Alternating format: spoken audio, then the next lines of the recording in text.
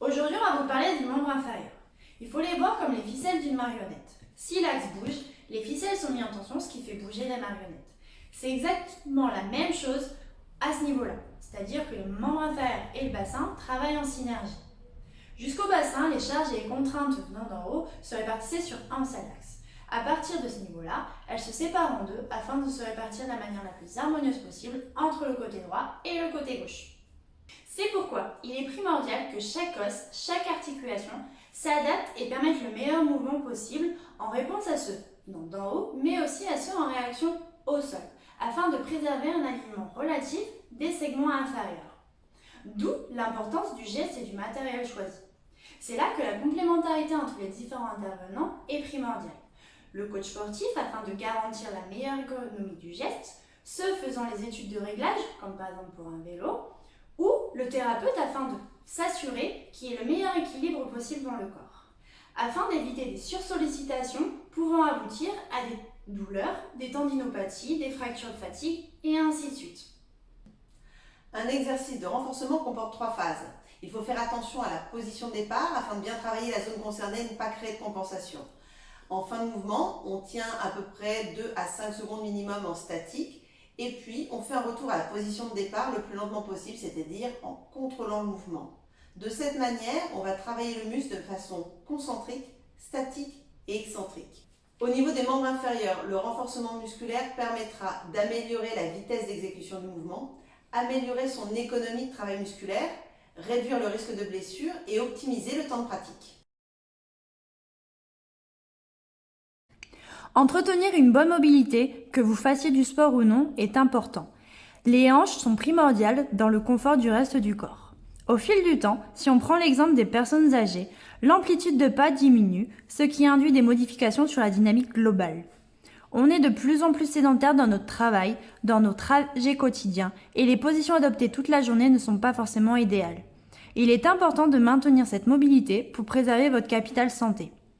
Cette routine peut avoir des vertus d'échauffement qui permet de préparer à l'effort, mais également pour diminuer le temps de déverrouillage. Les membres inférieurs ont une particularité. Ils interagissent avec le sol. Ils doivent sans cesse s'adapter aux changements venant de ce contact.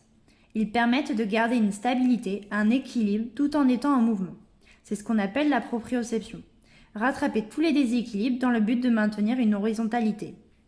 Lorsqu'on réalise des exercices de proprioception, il est préconisé de les faire pieds nus afin que la musculature joue tout son rôle et non dû à un maintien fait par une chaussure. Dans le cas des entorses chroniques, juste faire de la proprioception ne suffit pas. Il faut entre autres y ajouter un renforcement musculaire spécifique à ces déficits. Un pied affaissé, un pied plat ne veut pas forcément dire que le pied manque de tonicité. Et il existe plein de raisons possibles, n'hésitez pas à en parler à votre thérapeute pour qu'il vous conseille. Les exercices de proprioception sont très faciles à mettre en place. Ils peuvent être durcis en modifiant la densité du sol, comme en mettant un pied sur un coussin. On renforcera toujours par couple musculaire et pas forcément un à la fois. Dans cet exercice, on part un pied sur la chaise, on monte en se servant de cette jambe principalement, le pied restant en appui.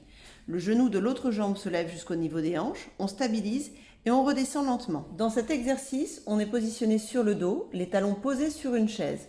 On lève les fesses pour aligner genoux, bassin et épaules. On pourrait intensifier l'exercice en levant une jambe, en s'écartant un peu plus de la chaise ou en utilisant un ballon de gym. Dans cet exercice, on attachera un élastique au niveau des chevilles, on tire les talons vers les fesses et on revient lentement. On peut le faire avec les 2 chevilles ou une seule à la fois. On place un élastique au-dessus des genoux, on écarte les genoux et on descend en position squat en maintenant les genoux écartés. Pour cet exercice, il se fera en 3 temps. On monte tout d'abord sur la pointe des 2 pieds posés sur une marche. On soulève un pied et on descend progressivement le talon plus bas que le niveau de la marche, et cela le plus lentement possible. On remet l'autre pied sur la marche, on remonte et on recommence. On peut faire soit des séries avec un seul côté ou en alternant un côté puis l'autre durant l'exercice. Le travail de la cheville peut se faire de manière spécifique, mais il est déjà très sollicité par les exercices de proprioception vus précédemment. Pour étirer le muscle quadriceps, se positionner en fente avant. Attraper son pied de la jambe arrière. Pousser le bassin vers l'avant et en même temps tracter le pied vers la fesse pour mettre en tension la face antérieure de la cuisse.